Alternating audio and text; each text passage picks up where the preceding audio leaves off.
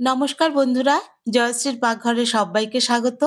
আমার আজকের রেসিপি গরমকালে প্রথম পাতে খাবার মতো ডাল শুক্তানি বা তেতো ডাল বা শুক্তো ডাল। উচ্ছে আর সজনে ডাঁটা দিয়ে স্বাদ আর সুগন্ধে ভরপুর এই রেসিপিটি। রেসিপিটির জন্য আমি নিয়েছি উচ্ছে।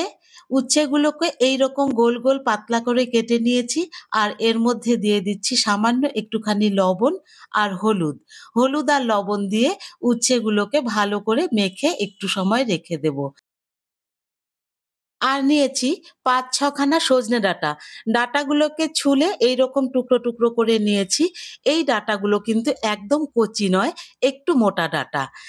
আর ২ ঘন্টা আগে ভিজিয়ে রেখেছিলাম মটর ডাল। আজকের রেসিপিটা আমি মটর ডাল দিয়েই করব। ২ ঘন্টা ভিজিয়ে রাখার পরে ডালগুলো কিন্তু বেশ সুন্দর নরম হয়ে গেছে। এভাবে ভিজিয়ে রাখলে পরে মটর ডালটা কিন্তু খুব সুন্দর সেদ্ধ হয়। প্রেসার কুকারের মধ্যে ডালগুলোকে দিয়ে পরিমাণ মতো জল দিয়ে এর মধ্যে আমি দিয়ে দিচ্ছি ১ চামচ লবণ। লিডটাকে বন্ধ করে ডালটাকে সেদ্ধ হতে দেব। মোট ২ টো সিটি আমি দেব। অন্যদিকে গ্যাসের উপরে কড়াই চাপিয়ে এর মধ্যে সর্ষের তেল দিয়ে তেলটা গরম হয়ে গেলে এর মধ্যে সজনে ডাঁটাগুলোকে সামান্য একটু ভেজে তুলে নেব। কাঁচা সজনে ডাঁটা ডালের মধ্যে দিলে পরে গন্ধটা খুব একটা ভালো আসে না। সেজন্য সামান্য একটুখানি নুন দিয়ে হালকা ভেজে তুলে নেব। এভাবে একটুখানি ভেজে নিলে পরে সজনে ডাঁটার টেস্টটাও কিন্তু খুব ভালো আসে। ২ মিনিট মতো একটু নেড়েচেড়ে নিয়ে এটাকে আমি নামিয়ে নিচ্ছি। দেখতেই পাচ্ছেন এর কালার কিন্তু কোনো চেঞ্জ হয়নি। সজনে ডাঁটাগুলোকে নামিয়ে নেবার পরে ওই তেলের মধ্যেই নুন হলুদ মাখিয়ে নেওয়া উচ্ছেগুলোকে দিয়ে একটু লালচে লালচে করে ভেজে নেব। উচ্ছে ভাজার সময় ফ্লেমটাকে মিডিয়ামে রেখে একটু লালচে করে ভাজলে পরে এর তেতো ভাবটা কিন্তু অনেকটাই কমে যায়। উচ্ছেটা ভাজতে দিয়ে চলে যাচ্ছি ডালের কাছে। ডালের মধ্যে ২ টো সিটি পড়ার পরেই প্রেসার কুকারের ঢাকনাটা কিন্তু আমি প্রেসার রিলিজ করে খুলে নেব। যেহেতু ডালটা অনেকক্ষণ ভেজানো ছিল, সেজন্য এর চাইতে বেশি সেদ্ধ করলে ডালটা একদম গলে যাবে। ঢাকনাটা খুলে দিয়ে এর মধ্যে দিয়ে দিলাম আমি সজনে ডাঁটাগুলো আর পরিমাণ মতো গরম জল। ডালটাকে আমি একবার দেখাচ্ছি দেখুন, দানাগুলো রয়েছে কিন্তু একদম নরম হয়ে গেছে।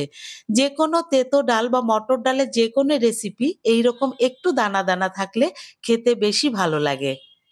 এবারে ডালটাকে সজনে ডাঁটার সাথে ফুটতে দিয়েছি আর এর মধ্যে দিয়ে দিলাম ৩-৪ খানা কাঁচা লঙ্কা। এবারে ঢাকনাটাকে আলগা করে দিয়ে এটাকে ফুটতে দেব। অন্যদিকে উচ্ছেটা বেশ লালচে, লালচে করে ভাজা হয়ে গেছে। এবারে উচ্ছেগুলোকে নামিয়ে নেব। এই সময়ই মনে করিয়ে দিই, আমার রেসিপিগুলি আপনাদের কেমন লাগে কমেন্ট বক্সে অবশ্যই জানাবেন। আর রেসিপিটি ভালো লাগলে একটা লাইক করে দেবার অনুরোধ রইল। ভাজা উচ্ছেগুলোকে ডালের মধ্যে মিশিয়ে নিয়ে একসাথে ফুটতে দিলাম। অন্যদিকে উচ্ছে ভাজার কড়াইয়ের মধ্যে অল্প একটুখানি তেল দিয়ে তেলটা গরম হয়ে গেলে এর মধ্যে আমি ফোড়নটা দিয়ে দিব।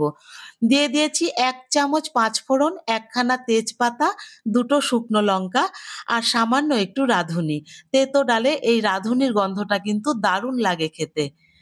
ফোড়নটা একটু ভাজা হয়ে গেলে দিয়ে দিচ্ছি গ্রেট করে নেওয়া আদা।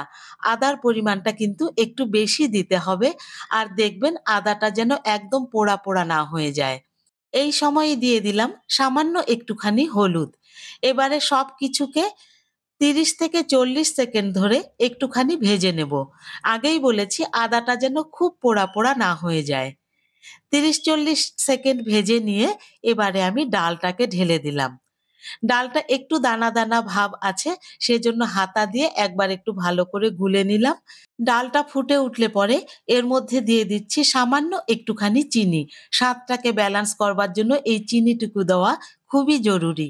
আর দিয়ে দিলাম ১ চামচ পরিমাণে ঘি।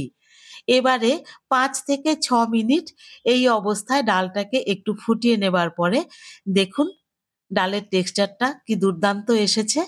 আর দানাগুলো রয়ে গেছে তবে ফাটা, ফাটা হয়ে গেছে। মটর ডাল কিন্তু এইরকমই খেতে ভালো লাগে।